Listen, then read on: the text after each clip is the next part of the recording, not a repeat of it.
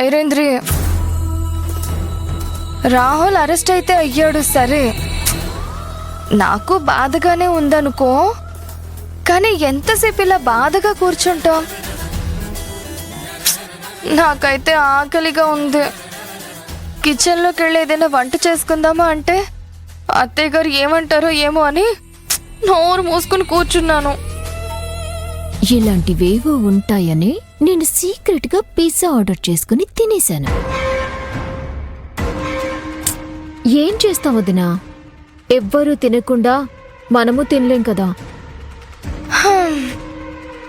కాస్త ఓపికగా ఉండు.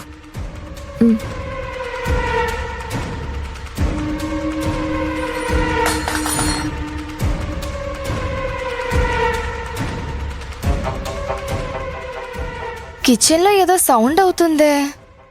పద పద.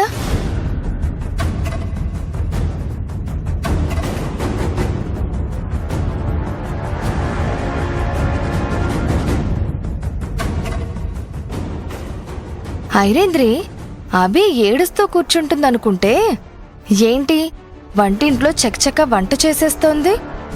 ఆకలేస్తుందేమో పాపం. పాపం పుణ్యం ఏమీ లేదు. ఇదే టైంలో అభి నిరికించాలి, పెద్దమ్మ చేత తిట్టించాలి. Good idea. ఇంకెందుకు లేటు, మొదలుపెట్టు.